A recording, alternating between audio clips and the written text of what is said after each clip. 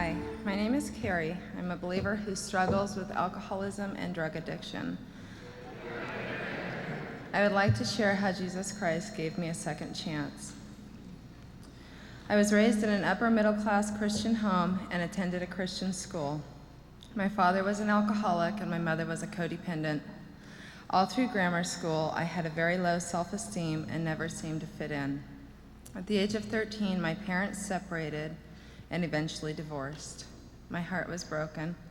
I always wanted the perfect family. I soon found a crowd to fit into, drugs and alcohol. I started smoking pot on a regular basis and eventually moved into cocaine. At age 16, I met my soon-to-be husband and became pregnant. My parents, thinking that they were protecting me, lied to me and told me my pregnancy was life-threatening and that it was necessary to abort the pregnancy. I followed their instruction and I was devastated. I didn't believe in abortion and I thought a baby might fill the young void in my life. Many years later, I found out the pregnancy was normal. They said it was for my best. I lost total trust of them and anyone else.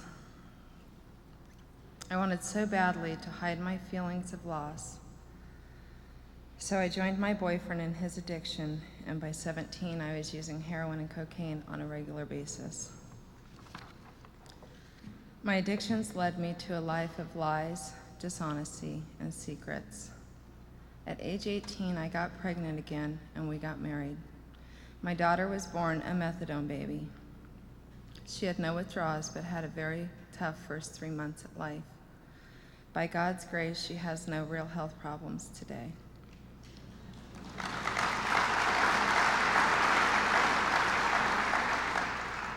Before she was born, my husband was sentenced to 9 years in prison.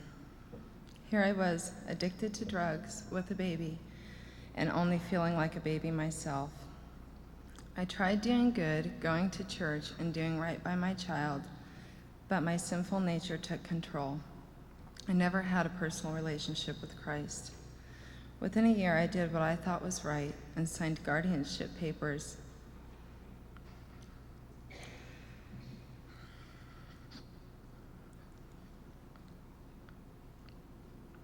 Over to my in-laws and soon got a divorce. My life fell into a very dark place. I had a costly addiction, was on my own, lost my habit supporter, gave up my child, and chose a life on the streets. I was in and out of rehabs. I wasn't willing and I wasn't ready. Soon I found my addiction worsening. I had to do more drugs to hide the increasing pain and loneliness. But to pay for this habit, I needed more money, and it wasn't easy to get. So I turned to prostitution. I had the false belief that I had redeemed control of my life and of men, but in reality, I was completely numb. As a result of this lifestyle, I was raped. I thought I deserved it. I thought it shouldn't affect a girl like me. But the fear and brokenness never seemed to go away. In and out of jail became a way of life for me. My family would send me money, pictures, and cards while I was in jail, but my heart just grew harder. I couldn't allow myself to feel any emotion. After a few years of living this lifestyle, along came Jerry, who is now my husband. He picked me up off the street one night as a customer, and later, to my surprise, he became a vessel that saved me here on earth. He set me up in an apartment and gave me everything I needed. He tried time and time again to get me clean and off of heroin, although we were both living with addictions. One day he told me that I was going to my mom's in Michigan for 2 weeks to detox or he was leaving. All this time, God had a plan. While I was in Michigan, I found out I was pregnant with my third child, which was something I wanted more than anything. I believed it would fill the loss of my other children. I finally made the decision on my own to quit using drugs.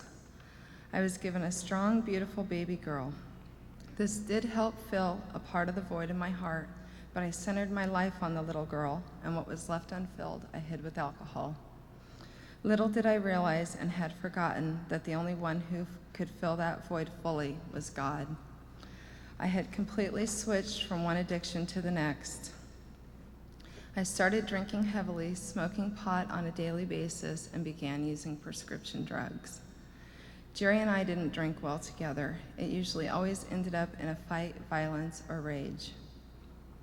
I moved in and out a few times over the next 2 years, but God wasn't finished with Jerry and Carri. Once again, I found myself pregnant.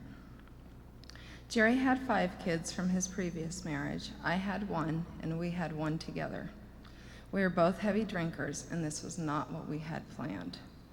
After our son was around 9 months old, I remember how unmanageable my life became.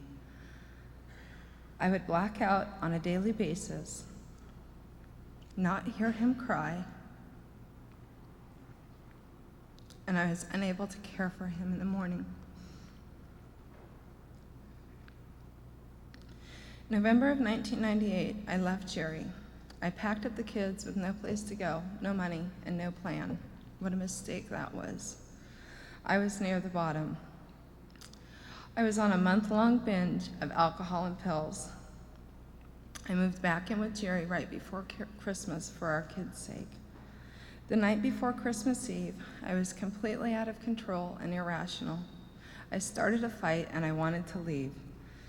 Jerry was sober that night and said, "Fine, but you're not taking the kids." Believing that I was still in control, I called 911. Guess who went to jail that night? Me. No courts open, no one to bail me out, stuck on a bunk to think. I was hitting my bottom big time. For 5 days, I slept, cried, and prayed. I knew there was a God, and I knew I was his child, but with all the secrets of my past, I just couldn't understand how he could forgive me, let alone love me after all of this.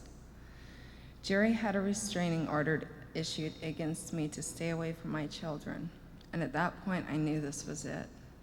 There was no way my sinful addiction was going to separate me from my babies again. I got out of jail, set up an apartment with the help of my mom, got my kids back, and got sober all in 1 week. What a way to start. I called my good friend Lori, who was going to be sharing her testimony here on Friday night, which I used to party with, and asked her if she still went to her church on Friday nights to celebrate recovery. She told me yes, and she would wait for me there. When I came here, I felt so broken and so small, but God was watching over me. I got a sponsor that night. I remember walking in the meeting and the intense feeling of belonging. Everyone was so accepting and loving. I began working on all the secrets and painful issues of my past with people who were actually like me and understood me. I bought the Life Recovery Bible, the Celebrate Recovery workbooks, and I joined a women's step study. Through this process, I learned to respect myself, and I forgave myself as Christ did. In 1 Corinthians 6:19 and 20, it says, "Haven't you learned that your body is the home of the Holy Spirit God gave you, and that he lives within you? Your own body does not belong to you, for God has bought you with a great price.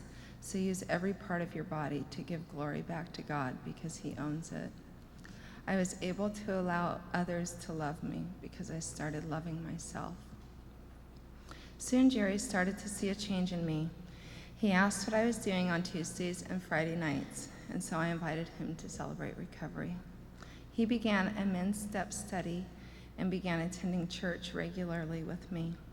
After much counseling here at church, both of us now working the Celebrate Recovery program, and much prayer, I knew this was God's will. I accepted his proposal to marriage, and we were married October 23rd, 1999.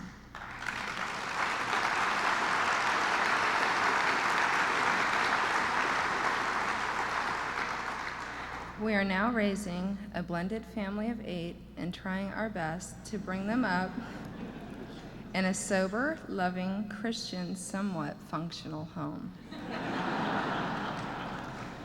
There have been many obstacles put in my way through my sobriety, but through God's grace, last December 24th, I celebrated 2 years of sobriety.